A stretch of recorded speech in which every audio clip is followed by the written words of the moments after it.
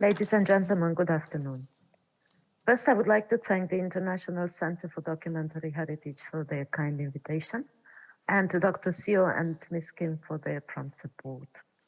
It is a great honor for me to be at this event, and it is my pleasure to share with you my story, which is a story about the potential of the Memory of the World program on heritage education. I will start with some background information on academic heritage education, and I use this as context to introduce a university course related with the Memory of the World, which I implemented over 6 years. I will then give you deeper insights into this course in order to highlight the educational potential of the Memory of the World program, in particular of nomination forms, and I will just close with a wrap-up. Academic heritage education has developed in recent years partly in response to the popularity of UNESCO's normative instruments for heritage, but also due to the increasing interest of the civil society in its protection. Study programs in heritage education have been established in many countries of the world, but the story that I want to share relates with the Brandenburg University of Technology in Cottbus, which is a city in the eastern part of Germany. This university has just about 6,000 students, so it is a very small university, but one with great achievements. In academic heritage education, this university stands out because it was the first one to have established a master's program around the normative instrument of UNESCO, specifically the World Heritage Convention. The World Heritage Studies Master's Program, by its formal name, was established already in 1999, and it was unique in the world for having taken the convention as its core, and then building an entire curriculum around it. The master's program, just as the World Heritage Convention, attracted people from all corners of the world and of all academic backgrounds. In my courses, for example, where I had about 50 students, I surely had 35 countries represented and almost just as many disciplines, all at once. An incredibly enriching experience for a lecturer.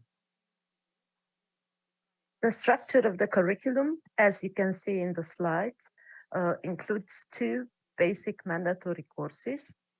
These provide the basics of the subject, but these are then deepened in 4 module areas covering cultural sciences, art and architecture, natural sciences, and management. So taken comprehensively, they cover all key facets of the subject World Heritage. Of course, the focus is the World Heritage Convention. But that convention does not exist in the air. It is not an isolated thing.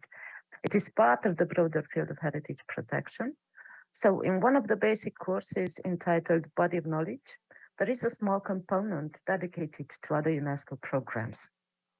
In the past, the focus was exclusively on the conventions from the culture sector, and the Memory of the World was mentioned just in passing. But my interest as an academic has been to bring the Memory of the World into the academic environment.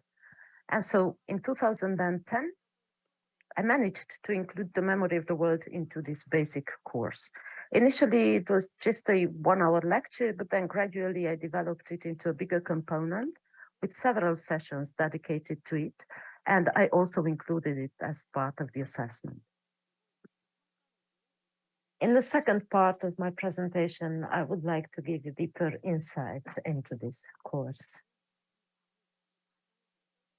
I am presenting the Memory of the World program as standing on the same footing with the more popular UNESCO conventions, specifically the World Heritage Convention and the Convention for the Safeguarding of the Intangible Cultural Heritage. In order to illustrate their complementarities, I'm using examples such as the heritage of the Joseon dynasty, because it has been implemented within all these programs. And so it allows me to provide a nice comparison and to show the complementarities. So I'm using such examples in order to introduce the Memory of the World program. I'm also using the general guidelines. I am using reports of committee meetings. But I'm also using nomination forms, and it is nomination forms which proved to be the most valuable tool. I'm using nomination forms in two regards. On the one hand, we are analyzing nomination forms in order to observe how the criteria has been interpreted in practice. On the other hand, we are preparing nomination forms ourselves because it allows me to assess if students have understood the basics. Students work in groups of 4 to 5 students. They have to select an example of documentary heritage which has not been inscribed on any of the registers so far. And then they have to prepare a nomination for the international register. I'm intentionally building very mixed groups with several cultures and disciplines represented. And the relevance of doing that is best expressed by one of my students who worked in such a mixed group and said, working with a group consisting of specialists from the fields of anthropology, archaeology, Assyriology, architecture, and sociology, it became quite clear that everyone had a different view on the significance of the nominated collection, resulting in a very complex and rich analysis of the criteria, where each discipline was able to complement to a greater whole. Students loved the exercise, but the educational potential of nomination forms has certainly exceeded my expectations. In the third part of my presentation, I would like to give you some examples of what my students have learned based on the example of 5 nomination forms prepared in the context of my course. Preparing nomination forms first increased students' awareness of the need to preserve documents as heritage. An example in this regard was the nomination of the photographic collection of Walter Endres' excavation in Esser. One student who prepared the nomination and as a result got to work with the holding institution noted with regret that photographs serve many purposes in archaeology, but that they are rarely considered documentary heritage. And I quote, while awareness about the importance of documentary material does exist, the original archaeological finds remain the priority in the digitization and publishing process, and the photographs are considered to be working material. While preparing the nomination form, students had to engage more fully with the subject. And so they also understood more fully the value of documents as heritage, in this particular case of photographs.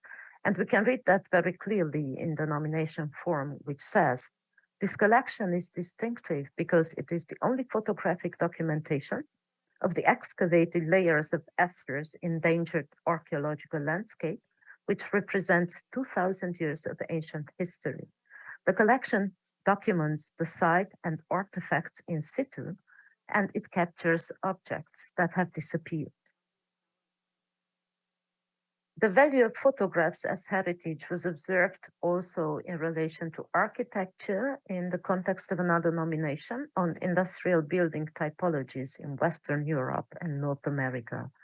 In this particular case, next to observing the value of documents as heritage, students also understood the value of the Memory of the World program, its value of complementing other heritage forms. As students explained in the nomination form, the photographic collection is another way of protecting cultural and natural heritage. In contrast to the World Heritage Convention, the industrial heritage is not protected from destruction, but from oblivion, which nomination of the collection into the register of the Memory of the World program is a step in avoiding. The broader opportunities which may come along with inscription on the Memory of the World register was reflected more clearly in the context of the third nomination that I want to share, and which refers to the first book on the writing system for the visually impaired by Louise Braille. Students can be very creative. They even submitted the cover of the nomination form in Braille letters. One student working on that nomination even contacted the holding institution, which became interested in submitting a real nomination. Just unfortunately, that occurred during the comprehensive review of the program, so nothing happened. Anyway, one student said, I have come to realize that the successful inscription of the Braille's book could potentially bring attention and subsequently more resources to the organizations working to provide documents and information in the formats accessible to the visually impaired people. I also realized the importance of nominating works and preserving the heritage which holds significance to the groups that are marginalized in society. As this example may show, the students through such cases also came to realize the human rights dimension of documentary heritage preservation. Also, the fourth example that I want to share illustrates this human rights dimension because it is a nomination documenting the working conditions of children in the US in the first half of the 20th century, which eventually led to the prohibition of child labor. Sensitized by this human rights aspect and convinced of the opportunities which the Memory of the World inscription may have, some students started being engaged beyond the study course. For example, one student turned the nomination into a poster and then presented it in this form at several international conferences. Beyond the knowledge that was gained of subject-related knowledge, students also acquired some skills, and I quote one last time. First, the ability to analyze and synthesize large amounts of information. Second, the capacity to think critically on how certain values are conveyed in different heritage forms. And third, the ability to produce a conclusive justification by means of a body of supporting ideas.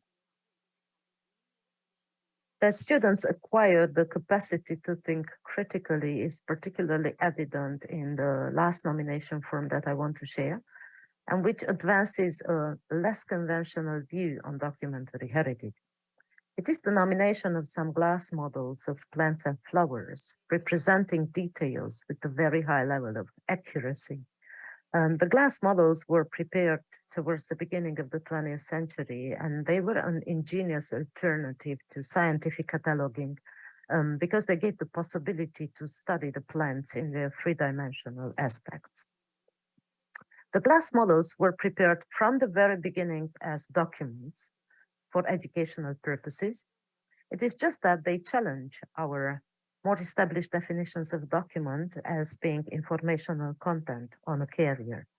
The carrier and the content are not so clear here. So this prompted a critical engagement with the basic concepts of the Memory of the World program. And at the same time, it also revealed that the younger generation has a great interest in exploring alternative views and novel perspectives on documentary heritage. To sum up all these, I would now like to move to the fourth and last part of my presentation.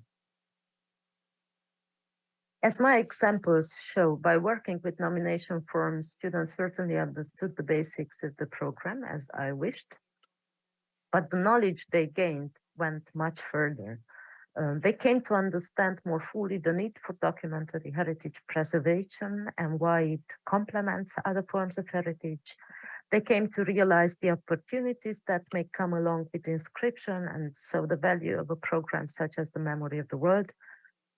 They also observed the human rights dimension of documentary heritage preservation, and they also acquired several skills as mentioned before. Yet, as you may infer from what I have said, the benefits of the exercise exceeded the academic environment. Many institutions which were not aware of the Memory of the World program became aware of it because my students involved them in the exercise. And in fact, a much broader public became aware of the program because through the poster presentations, what my students did was advocacy work at international conferences. Last but not least, through our critical engagement with the key concepts and criteria of the Memory of the World program, the results of the exercise could be useful to all those interested in preparing nominations, and also to those assessing them. There may be structural and other types of limitations to introducing the memory of the world within academic education, heritage related or not. But I think that the examples I have given show that it is something worth striving for. And I also hope that they gave some impetus for action. Thank you very much for your attention.